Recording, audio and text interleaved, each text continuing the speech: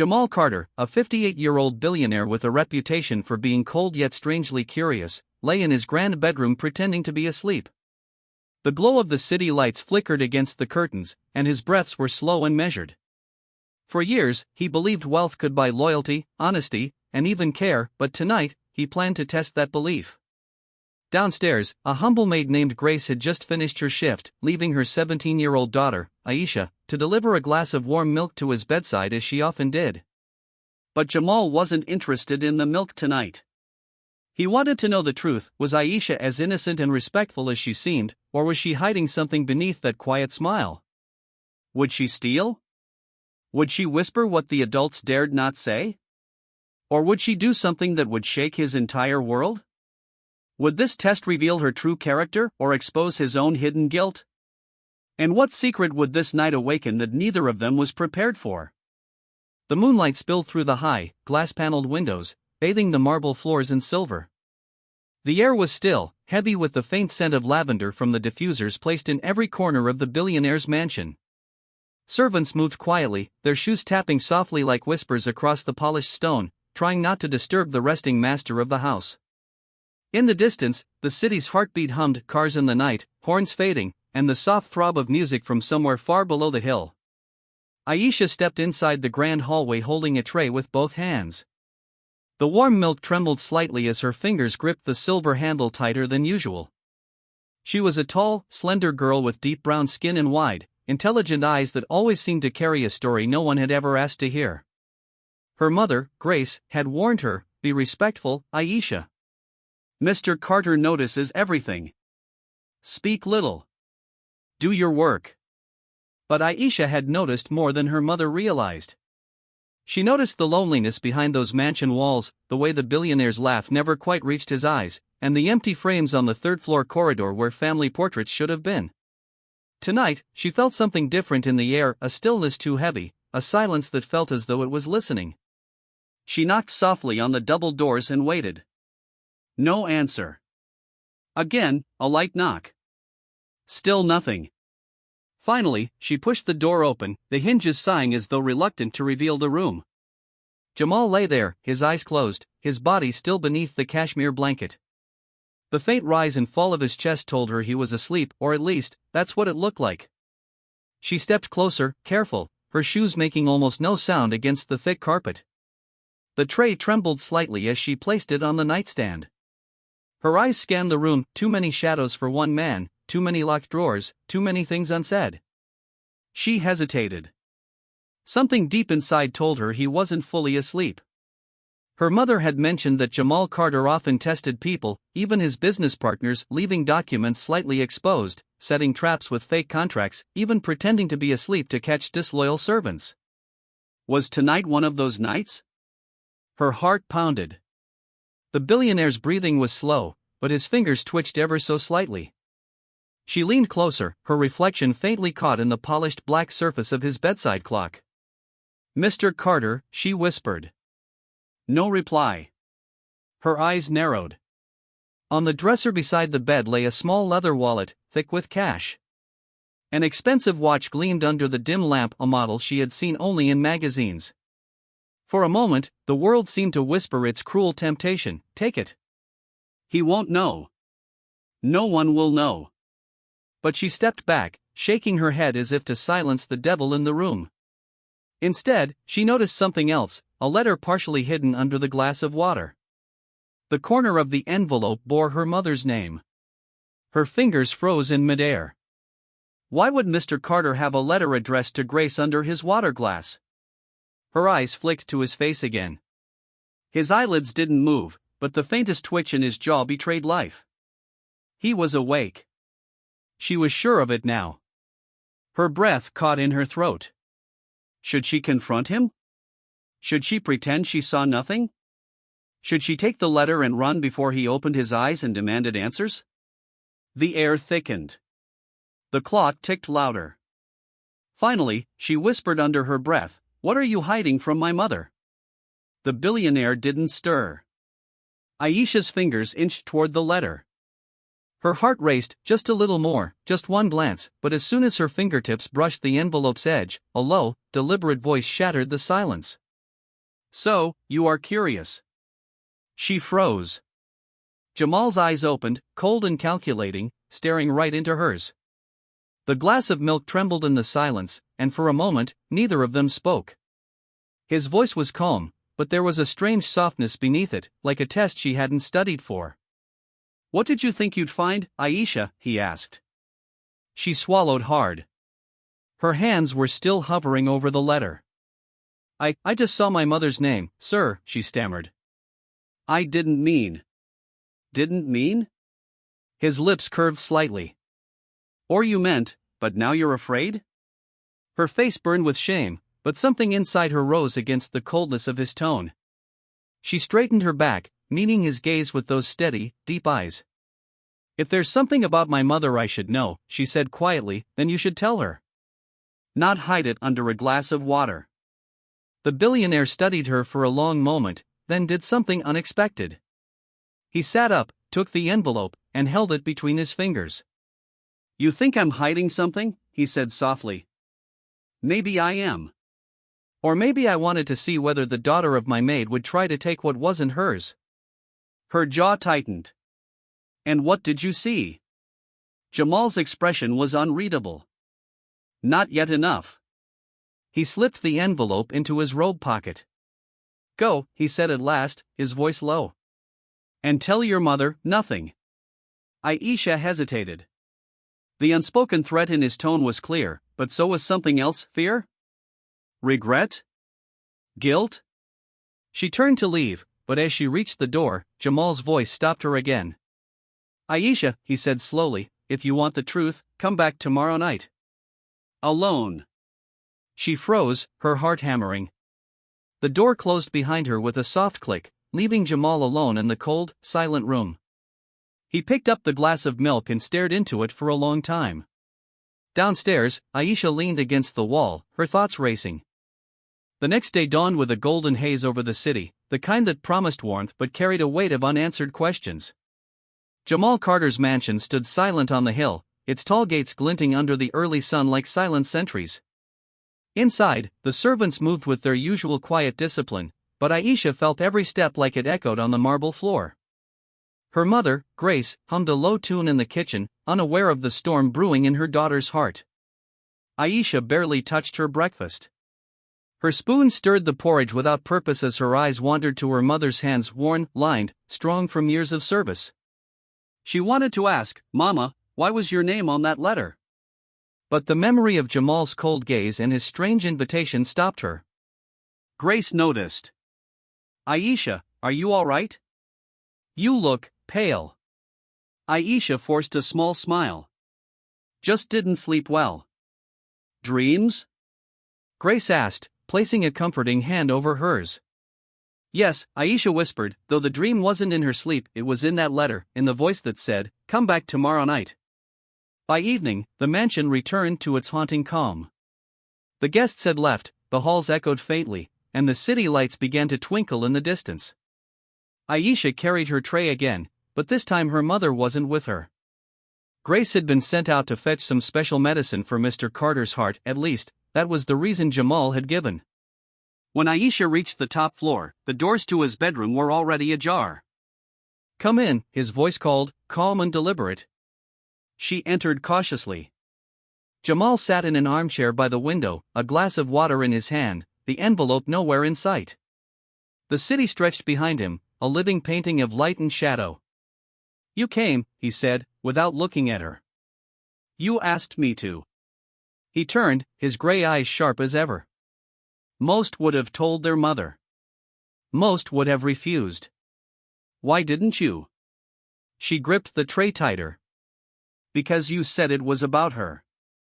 Jamal studied her for a long moment before rising. He moved slowly, as if each step carried a history he didn't want to reveal. "Your mother has been with me for 18 years, he said finally. "Loyal. Quiet. Never asked for more than her wage. Do you know why she came to me in the first place?" Aisha shook her head. "Because she thought I could protect something," he murmured. Her brow furrowed. "Protect what?" Instead of answering, Jamal gestured to a seat. "Sit." If you want to know the truth, you must listen. And you must promise not to tell her, not yet. Aisha hesitated. I can't promise without knowing. His lips curved faintly, half amusement, half pain. Then you are your mother's daughter. He moved to the bedside table and pulled open a drawer. From inside, he retrieved the same envelope, now unsealed. He placed it between them. This letter is not new, he said. It was written years ago. By your mother. Aisha's heart skipped.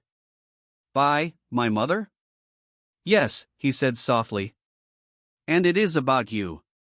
The air thickened. The ticking of the ornate clock on the wall grew louder, each second a hammer in Aisha's chest. She reached for the envelope, but his hand pressed gently on it first. Before you read, he said, you should know something. I did not plan to show you this. But last night, when you reached for it, I saw the same look in your eyes that she once had, fear and courage, together. Aisha whispered, what does it say? Jamal stepped back, staring out the window as if the city lights could hide his past. It is a confession, he said slowly. And a warning. She opened the letter with trembling fingers. The handwriting was her mother's, clear, careful, full of quiet desperation. It read, if you are reading this, Jamal, it means I have failed to protect her secret. Please, do not tell her until she is ready. She must not know who her father is. Aisha's hands froze. Her breath hitched. Her eyes darted to Jamal, who was still turned away. Who, her father, she whispered. Jamal finally turned, his face unreadable. You think you know your life, Aisha. But there are truths that can break a heart or build it stronger. Your mother came to me not just as a maid. She came to hide you. Aisha's voice shook. Hide me? From who? His silence was heavier than words. She rose to her feet. Is it you? She demanded. Are you? Jamal raised a hand. No. I am not your father. The relief came fast, but so did another wave of fear. Then who? She pressed. His eyes darkened. A man powerful enough to destroy everything you have if he finds out you exist. The room fell silent. The glass of water on the table seemed to tremble with the weight of those words. Aisha's mind raced, memories of moving from one city to another when she was a child, her mother's insistence on secrecy, the way they never spoke about the past before she turned 5. Jamal placed the letter back into its envelope. Your mother begged me to keep her secret. And I did. But he is looking again. Aisha swallowed hard. Who is he? Jamal stepped closer, his voice low. A man who wears respect like a mask, but his hands are stained. A man with money, power, and no mercy. If he learns you are alive, he will come. Her legs felt weak. She sat back down. What do you want from me? She whispered. Jamal's eyes softened for the first time. To prepare you. For what? He looked out the window again, the city lights flickering against his reflection. For the night he comes knocking. The door creaked suddenly. Aisha's mother, Grace, entered with a polite knock, holding a small paper bag of medicine. Aisha, why are you here? She asked, her voice sharp with surprise. Aisha jumped, hiding the letter behind her back instinctively. Jamal turned with his calm, unreadable expression. She was delivering my milk again, he said lightly. And keeping me company. Grace glanced between them, suspicion in her eyes. Is everything all right, sir? Perfectly, Jamal replied. You have nothing to worry about. But as Grace turned to leave, Aisha noticed something. Her mother's hands trembled slightly, and her eyes avoided the envelope now back in Jamal's drawer. That night, Aisha lay in her bed, staring at the ceiling, the words echoing in her head. She must not know who her father is, a man with power, and no mercy. Somewhere in the mansion, Jamal stood by the window, staring into the night with a phone in his hand, his thumb hovering over a name he had not dialed in 17 years. The mansion felt colder that night. The corridors, usually humming with quiet routine, now carried whispers that did not belong to them. Jamal Carter paced his study, the phone in his hand like a coiled serpent ready to strike. One name on the screen glowed faintly in the dark, a name he had sworn never to dial again. His thumb hovered, his jaw tight, his heart unexpectedly heavy. Aisha, meanwhile, lay awake in her small room on the servants' floor, her thoughts spinning. The words from the letter still burned in her mind. She must not know who her father is, a man with power and no mercy. Who was he? Where was he? And why had her mother hidden her life so carefully? Sleep was impossible. At midnight, she rose, wrapped her shawl around her shoulders, and stepped quietly into the hall. The house was silent, too silent, like a paused breath before a storm. Downstairs, the study door was slightly ajar. A faint light leaked through. Aisha peeked inside. Jamal sat at his desk, a glass of whiskey untouched beside him. He held the phone close to his lips but didn't speak. His fingers drummed on the polished wood, and his gaze was lost in the city lights beyond the glass wall. She pushed the door open a little more. Couldn't sleep, his voice said without turning. Aisha froze. How did you know? Because I couldn't either. She stepped inside, her bare feet silent on the carpet. Are you going to tell him? She asked quietly. Jamal looked at her now, his gray eyes heavy. You think I should? I don't even know who he is. He leaned back in his chair, exhaling slowly. Sometimes, knowing is more dangerous than ignorance. Aisha's jaw tightened. Dangerous for who? Me? Or you? For the first time, Jamal almost smiled, grim, weary. For everyone. The next morning, breakfast was a quiet affair. Grace moved with her usual practiced calm, but her eyes avoided both Jamal and her daughter. The silence at the table was louder than words. Aisha, Grace said at last, you're leaving for school after this, yes? Yes, Mama. And after school, you come straight home. No wandering. Not these days. Aisha frowned. Why? What's happening? Nothing you need to worry about, Grace said quickly, her voice almost too sharp. Jamal looked at Grace across the table. Their eyes met for a fraction of a second, an exchange of history, of fear. Then, as if by unspoken agreement, both looked away. Later that day, while Aisha was at school, Jamal made the call. The man's voice on the other end was smooth, polished, like silk hiding a blade. Jamal Carter. It's been a long time. Yes, Jamal said slowly. Too long. What do you want? Jamal hesitated. I want to know if you're still looking. A pause. Then a soft, cold chuckle. I never stopped. Jamal gripped the edge of his desk. She doesn't know. She, the man repeated, amused. So she's alive. Jamal cursed himself for saying too much. Forget I called. It's too late, the voice said, suddenly colder. You opened the door, Carter. Now I'm walking through. The line went dead. Jamal stared at the phone, the silence after the call feeling heavier than the words themselves. He had done what he swore never to do, he had awakened the shadow. That evening, a black car parked across the hill road, its tinted windows facing the mansion gates. No one inside stepped out. They only watched. Aisha noticed it from her window. Her instincts screamed, something's wrong. She went to find her mother, but Grace was in the laundry room, humming that same low tune, folding clothes with tense fingers. Aisha hesitated, then decided not to say anything, not yet.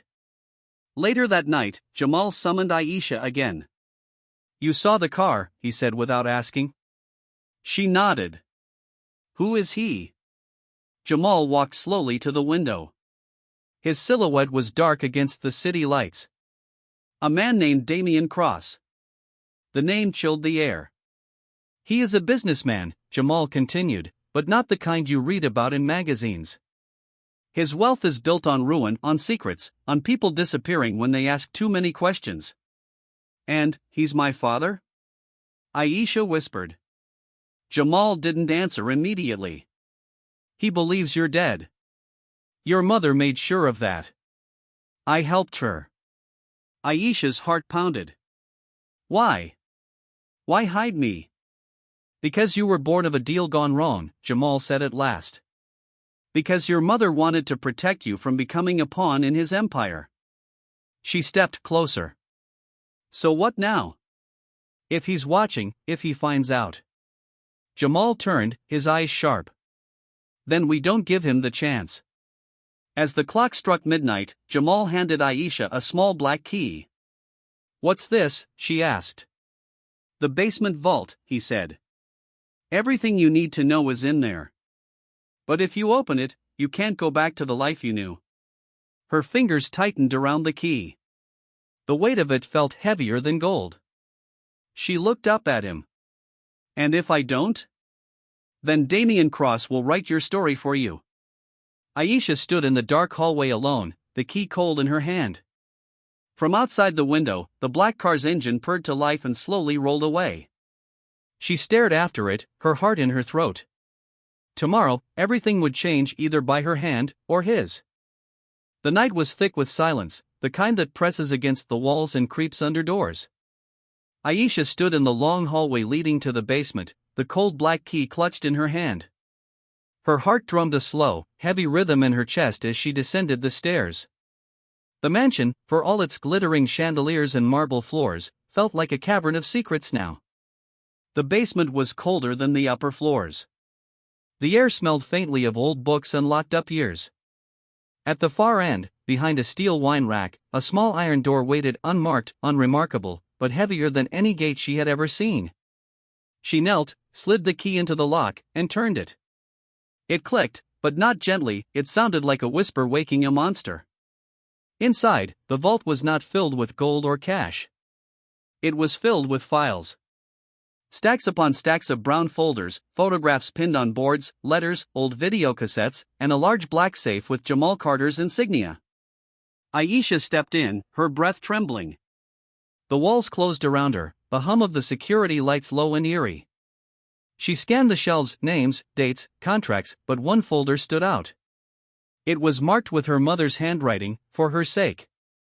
Her fingers shook as she pulled it down. Inside were pictures of Grace, much younger, smiling but with wary eyes, and beside her, a tall man in a black suit, his hand resting too firmly on her shoulder. His face was sharp, his eyes cold, his smile perfect but empty. On the back of one photograph, Damien Cross, 18 years ago. Aisha felt her knees weaken. She dug deeper, there were letters, signed agreements, and finally, a hospital certificate. Birth details. Her name. No father listed. She whispered into the dim room, "Mama, what did you do to protect me?" A sound behind her, soft, deliberate. She spun around. Jamal stood at the door, his face unreadable in the dim light. "I told you the truth was heavy," he said. Aisha swallowed. "You didn't stop me." "No," he said. "Because once a story begins to wake, it demands an ending." She stepped forward, the folder clutched to her chest. "Tell me everything. No more games." Jamal sighed and closed the vault door behind them. "Your mother was a housemaid in Damien's estate once. He forced her to sign a contract, silence for survival. When she became pregnant, he wanted to take you, raise you as a weapon in his empire. She ran. I helped her disappear." Aisha's voice trembled. "Why?" "Because," Jamal said, his gaze softening for the first time, "once, someone did the same for my daughter." Her breath caught. "You have a daughter?" "Had," he corrected quietly. "Damien destroyed her." Meanwhile, outside the mansion gates, the black car returned. This time, two men stepped out, tall, suited, eyes hidden by the night. They took photographs of the property, spoke quietly into their earpieces, then left as quickly as they came. Grace, in the kitchen, felt the shift in the air. She looked out the window and saw the faint glow of the departing car. Her hands trembled on the dishcloth. She whispered to herself, "No, not again." Back in the vault, Jamal locked the folder away again. "You have two choices now," he said to Aisha. "Pretend you never saw this. Or stand with me and face what's coming. What's coming? She asked, her voice low. He looked toward the door, his jaw set. Damian Cross does not send warnings. He sends replacements. That night, Aisha lay awake again. Her mind swam with images, her mother smiling in those old photographs, Jamal's haunted eyes, the men outside, the key that had opened not just a door but a wound. She finally rose, went to her mother's room, and stood in the doorway. "Who is Damian Cross to me?" she whispered. Grace stirred, blinking in the faint light. "Aisha, why are you asking that?" "Because he's coming," Aisha said, her voice breaking. "And I think he already knows." Grace sat up slowly, her face pale, her hands gripping the blanket. For the first time in years, Aisha saw fear in her mother's eyes, not worry, not caution, but real, bone-deep fear. "You opened the vault," Grace said quietly. Aisha didn't answer. She didn't need to. The next morning, the mansion woke to an unexpected visitor. An envelope slid under the main gate. No name, no return address. Inside, a single photograph of Aisha at her school gate, taken only hours ago. Jamal held it in his hand, his face hard. "He's here," he said. Grace sank into a chair, her lips moving in silent prayer. Aisha stood in the doorway, her fists clenched. She didn't run. She didn't cry. She only whispered, "Then let him come." That night, a storm rolled over the city. Lightning cracked across the hilltops, the mansion lights flickered, and the black car returned. This time, it didn't stop at the gates. It entered. Thunder cracked over the hill, shaking the windows of Jamal Carter's mansion. The rain drummed against the glass like restless fingers, and the lights flickered as if the storm itself wanted to see inside. At the gates, the black car rolled to a halt, its engine humming low like a predator's growl. Two men stepped out first, silent, suited, scanning the surroundings with sharp eyes. Then, from the back seat, a tall figure emerged, holding an umbrella that did little to soften his presence. Damian Cross. His coat was long, black, perfectly tailored. His face had barely aged from the photograph in the vault, sharp jawline, cold gray eyes, a smile that promised nothing good. He walked toward the mansion with slow, deliberate steps, his shoes splashing through the puddles without care. Inside, Jamal watched from the upstairs window. "He's here," he murmured. Grace stood beside him, her hands gripping the windowsill so tightly her knuckles turned white. "Jamal, we can't let him see her." "He already has," Jamal said, lifting the photograph from the envelope Damian had sent. "He's not here to ask permission. He's here to take." Downstairs, Aisha waited in the main hall. Her heart pounded as the tall front doors loomed before her. The storm outside made the air feel heavy, charged. She had wanted answers, now the answer was at the door. Grace turned to her, fear trembling in her voice. "Go to your room, Aisha. Please." "No," Aisha said firmly. "If this is my life, I want to hear it with my own ears." Jamal came down the stairs slowly, his cane tapping against the polished steps. "Then stand beside me," he said to her.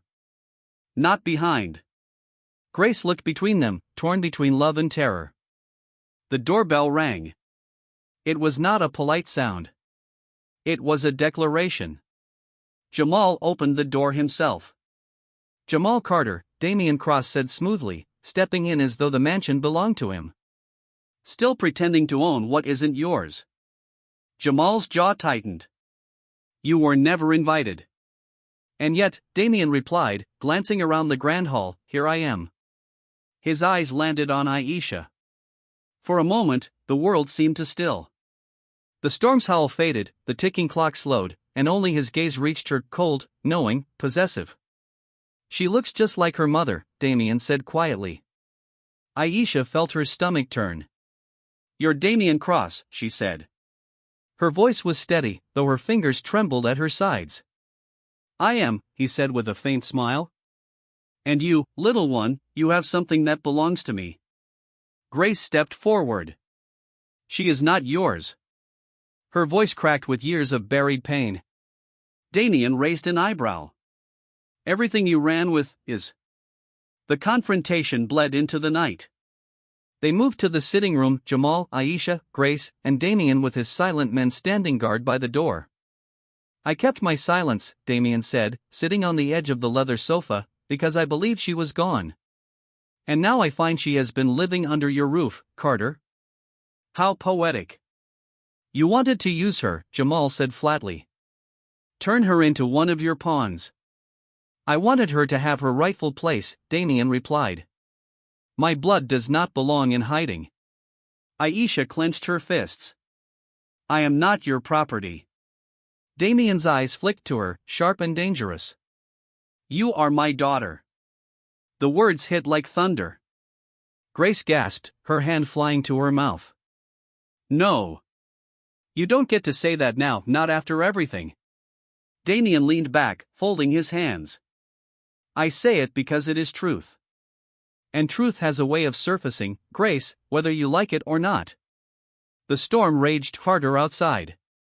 Lightning flashed, casting sharp shadows across Damien's face. Jamal spoke at last. What do you want, Cross? Damien smiled faintly. Horror. Aisha stepped forward. Why now? Because the board of my company is restless, Damien said simply. They want legacy. They want a name to inherit what I built. And you, dear girl, whether you like it or not, carry that name. Aisha shook her head. I carry my mother's name. That can be changed. Not by you, Jamal cut in. Damien's eyes narrowed. Careful, Carter. You hid her from me for nearly 2 decades. You think that makes you righteous? It makes you my enemy. A heavy silence followed. Rain tapped against the glass like impatient fingers. Grace moved closer to Aisha, whispering, We can leave tonight. I still know the routes. No, Aisha whispered back. I'm done running. Damien stood, towering over them all. You have 3 days, he said coldly. 3 days to prepare her for the life she was meant to lead. After that, I will return. And if you hide her again, I will burn this place to the ground. He turned and strode out, his men following silently. The black car swallowed him, and the storm carried him away into the night. When the doors shut, the mansion felt emptier than ever. Grace collapsed into a chair, tears finally breaking free. I tried so hard, she whispered. I thought I could keep him away forever. Aisha knelt beside her, gripping her hands. You gave me a life. That's not failure. Jamal stood by the window, watching the rain wash the driveway. 3 days, he said under his breath. He's not coming to negotiate. He's coming to claim. That night, Jamal called his lawyers, his security chief, even an old ally he swore never to contact again. Lock the gates, he ordered. And prepare for war if we must. Aisha stood in the shadows, listening. This was no longer about a secret. It was about survival. The storm had passed, but the sky was still bruised with gray when dawn touched the Carter estate. The wet driveway glistened like steel, and the air smelled of rain and secrets. Jamal stood in the library with his cane, staring at the clock. 3 days had passed. The deadline had come.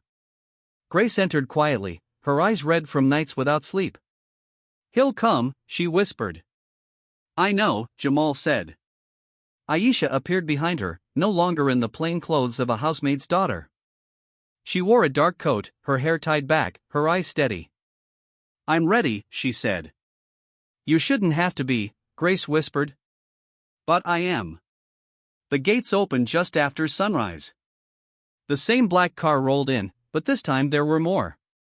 2 SUVs followed, their tinted windows hiding the men inside. Damien Cross stepped out as before, composed, cold, confident. His men spread out across the yard like a silent net. Jamal, Aisha, and Grace waited in the great hall. You made your choice, I see, Damien said, removing his gloves slowly. I gave you 3 days to prepare her. Did you? Aisha stepped forward before Jamal could answer. I am prepared to hear the truth. All of it. Why you hid me. Why my mother ran. Grace's breath hitched. Damien tilted his head, a flicker of surprise in his eyes. She didn't tell you? Aisha shook her head. No more pieces. No more games. The library doors shut behind them as the storm's echo faded. Jamal spoke first, his voice low. Your mother ran because she feared what you would become under his name. Damien smirked. And what would that be? Powerful? Respected? Feared? Corrupted, Grace whispered. Used. Damien turned to her, his voice sharp. You were the one who signed the papers, Grace. You agreed to the arrangement. I was 19, she snapped. Scared. Alone. I didn't know what you truly were. And yet, Damien said, his eyes sliding to Aisha, you carry my blood. The truth tumbled out like shards of glass. Damien had been her biological father, rich, ruthless, and willing to claim what he once discarded. Grace had fled when she learned the price of his wealth, control, contracts, a life lived under his thumb. Jamal, an old friend and rival, had hidden them both, raising Aisha in secret and vowing to shield her from the man who believed everything had a price. I built my empire from nothing, Damien said. She is my heir. That is the law. She is not property, Jamal growled. She is legacy, Damien corrected. Aisha stepped between them. Stop. The two men froze. I have heard enough, she said. I know who you are, Damien Cross. I know what you want. But here's what you don't know, I choose. Damien's eyes narrowed. And what do you choose? I choose to build my own name, Aisha said. Not yours. Not Jamal's. Mine. The room felt suddenly colder. Damien took a step closer. Do you think you can defy me? I already have, she said calmly. He stared at her for a long moment. Then, slowly, he smiled, a cold, razor-thin curve of lips. You have fire, he said. That, at least, you got from me. He turned to leave. You will regret this. Or maybe, Aisha said, her voice steady, you will. The cars rolled away. The gate closed. The mansion fell silent. Grace sank into a chair, her body trembling as though a storm still raged inside her. Jamal rested his hand on her shoulder. It's over, he said softly. Aisha looked out at the wet driveway, the dawn breaking through the clouds. No, she whispered. It's just beginning. She turned to them. You kept me hidden to protect me. Now I'll live so no one ever has to hide again. In the days that followed, lawyers and headlines circled like vultures, but Aisha stood firm. She refused Damien's offers, his contracts, his threats. Instead, with Jamal's backing and Grace's truth finally spoken, she began building something of her own, clean, honest, hers. And somewhere in the city skyline, Damien Cross watched the news with a quiet, dangerous smile. He had lost the first battle. But the war, he thought, was only just beginning. No one owns your future but you. Blood may decide where you come from, but only courage decides where you go.